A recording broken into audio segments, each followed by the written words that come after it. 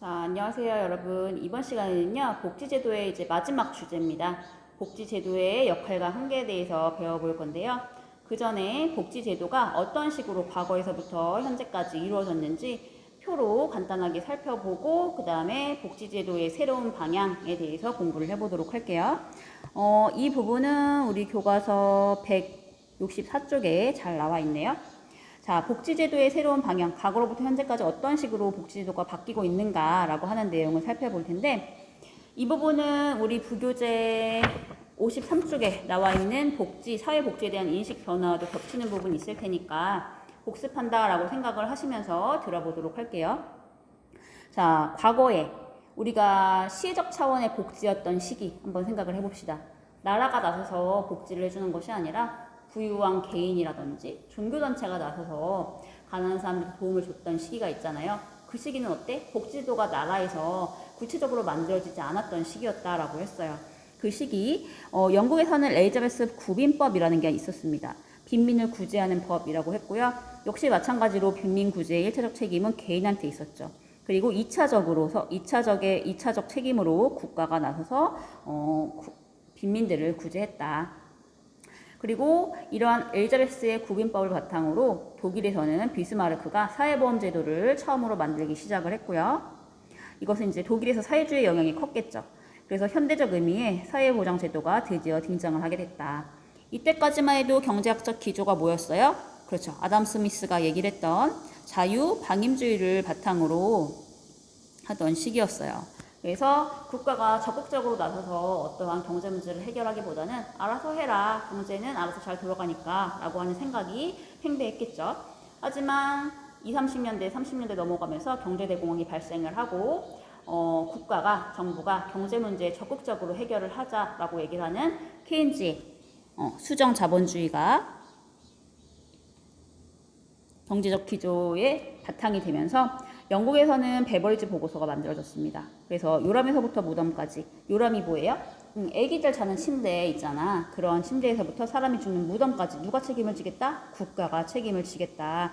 그래서 보다 구체적으로 사회보장제도를 구체화하기 시작을 했고요. 전 국민을 대상으로 복지 혜택의 범위가 넓어지게 되었습니다. 그리고 이러한 영향으로 북유럽에서는 보편주의적 복지 팽창을 제1의 길이라고 부르게 되었습니다. 누구나 혜택을 받을 수 있는 거야. 보편주의적 복지가 실시가 되게 되었다는 거죠. 그래서 이런 수정자본주의를 바탕으로 했던 시대.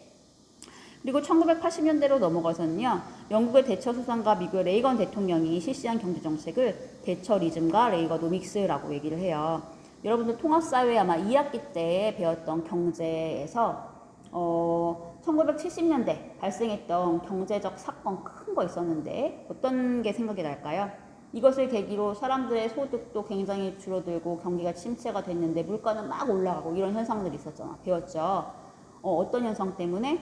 그렇죠. 석유 파동. 70년대에 두 차례에 걸쳐서 발생한 석유 파동으로 인해서 정부의 재정 부담이 증대가 되고 사람들은 또 복지병에 막 빠지게 된 거야. 자, 여기를 선생님이 좀 구체적으로 얘기를 해볼게요. 왜 석유 파동으로 인해서 문제가 많이 발생을 했을까? 경제가 그렇게 어려웠을까를 한번 살펴보시면 그래프로 한번 그려보도록 하겠습니다. 자, Y축을 국민소득이라고 얘기를 하고요. 이건 이제 거시경제에서 이제 많이 다루는 내용이라서 경제를 수능 과목을 선택한 친구들은 잘 알겠죠. 이거 수능 필수 문제잖아요. 근데 사회문화를 대부분의 우리 학교 친구들은 선택을 하기 때문에 좀 생소할 수도 있지만 배경 지식을 확장하는 차원에서 들어보도록 할게요. 국민소득을 줄여서 Y라고 이제 보통 많이 표현을 하고요. X축에는 물가, P라고 표현을 한번 해보겠습니다.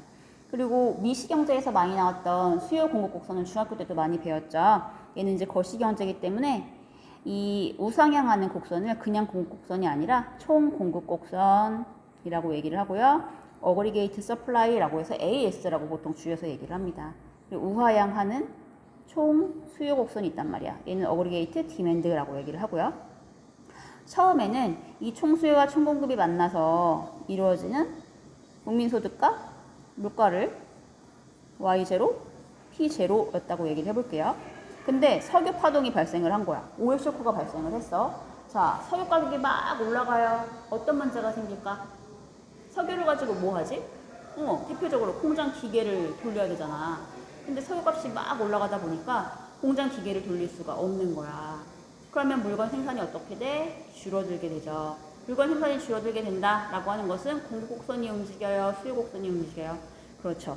공급 곡선이 움직이게 됩니다. 줄어드는 추세로 움직이게 되죠. 그러면 공급 곡선이 좌측으로 이렇게 이동을 했을 때 어떤 변화가 나타나냐? 물가 측면을 한번 보시면 물가는 올라갔구나. 그리고 소득 측면을 보시면 원래 Y0에서부터 Y1으로 소득도 감소했구나. 즉 국민소득은 감소해. 그런데 물가는 올라가. 자, 여러분들 사람들의 살기는 굉장히 팍팍해졌어. 소득이 없으니까. 근데 물가는 올라가. 완전히 이중고를 겪고 있죠. 이러한 경제현상을 뭐라고 불렀어요? 경기 침체 영어로 뭐라고 하죠? 스태그네이션이라고 하죠. 물가가 막 올라가는 현상 뭐라 그래요? 인플레이션이라고 하죠. 그쵸? 그래서 이러한 석유 파동으로 인한 총공급 곡선 감소로 인해 나타나는 경제 현상을 스태그플레이션이라고 배웠을 거예요. 자, 이러한 상황에서 국민들의 삶이 굉장히 어려워지다 보니까 예전과 같은 수정 자본주의 하에서의 기조가 남아있는 상황이었기 때문에 이런 어려운 상황에 어려운 국민들을 국가는 막 도와줘야 됐단 말이야. 그러다 보니까 국가에서는 재정 부담이 굉장히 커지게 됐고요. 또 이런 상황에서 기존의 수정 자본주의 하에서 국가에서 어려운 상황을 막 해결해 주다 보니까 사람들은 굳이 일을 하지 않아도 나라에서 돈을 주는데 굳이 뭐하러 일을 해? 이런 거 이제 복지병이라고 하죠. 또 국민들은 또 복지병에 빠지게 된 거야. 그러다 보니까 국민들의 의존성은 심화되게 되고 생산성은 약화됐죠. 아까 AS1으로 갔으니까. 이런 상황에서 이제 생각을 합니다. 대처리즘과 레이거로믹스라고 하는 것을 발표를 하면서 안 되겠다. 이렇게 복지병에 많이 빠지고 정부 재정에 부담이 큰 상황에서는 기존의 수정 자본주의를 그대로 유지할 수 없을 것이다. 새로운 경제학적 기조로 나아가자라고 얘기를 하면서 이때 나타난 경제적 기조를 신자유주의라고 얘기를 합니다. 그래서 오히려 이 시기에는 복지를 축소를 하게 되고 수정 자본주의 시대보다 시장 원리를 다시 강조하는 신자유주의적 복지를 강조하게 됐어요. 그래서 이것을 제1의 길과 대비한 제2의 길이라고 얘기를 하게 되었습니다. 자, 이제 시간이 점점 흘러서 1990년대로 넘어가게 됩니다. 선생님이 이제 기든스 수업 시간에 종종 얘기를 했는데 우리 수업 시간에 봤던 사회학 비판적 시선이라고 하는 책도 사회학과의 바이블이라고 얘기를 했고요. 또 현대 사회학자에서 가장 유명한 사람인 기든스라고 하는 사회학자가 쓴 현대 사회학이라고 하는 책이 진짜 있거든요. 이 기든스가 얘기를 한 거야. 이 기든스는 나는 앞서 얘기했던 제1의 길, 제2의 길과는 다른 제3의 길을 주장하겠다. 과연 이것이 뭐냐? 이 제3의 길의 가장 포인트는 생산적 복지를 강조를 하는 겁니다. 그래서 생산적 복지라고 하는 것은 뭐야? 일하는 복지를 얘기를 하는 거야. 일하는 복지란 뭐야? 내가 국가에서 너무 이런 복지 혜택을 퍼주다 보니까 뭐가 발생을 했어? 복지병이 발생을 했지. 그래서 기든스가 얘기한 제3의 길은 사람들이 일도 열심히 하게 하면서 국가가 이런 빈곤 상태에 있는 사람들, 국민들을 위해서 도와주는 형평성을 두 가지를 다 생각을 하겠다. 두 마리 토끼를 잡겠다라고 생각을 한 거예요. 효율성과 형평성을 모두 잡아서 사람들이 복지병에 빠지지 않도록 자립을 조건으로 일을 해야만 지원을 해주는 형태의 복지를, 즉 생산적 복지를 실시하겠다라고 기든스는 얘기를 하고요. 이것을 제3의 길이라고 얘기를 했습니다. 자, 밑으로 다시 한번 정리를 해보면 복지제도는 개인적으로는 현재나 미래의 위험에 대비할 수 있도록 해주죠. 그리고 사회적 수준에서는 사회 불평등 현상, 잘 살고 못 살고 빈곤하고 이런 것들을 다 보완을 해줘서 사람들이 골고루 잘 살 수 있도록 실질적 평등의 원리를 실현하게 해줍니다. 그래서 인간다운 생활을 할 수 있도록 도와주게 되는 거겠죠. 하지만 앞서 배웠던 것과 같이 복지제도는 한계를 가지게 되었어요. 1970년대 오일 쇼크로 인해서 스태그플레이션 발생했다고 했죠.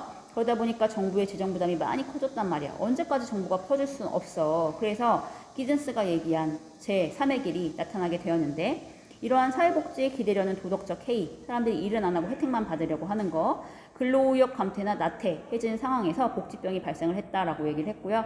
그래서 발생한 것이 바로 기든스가 얘기한 생산적 복지다.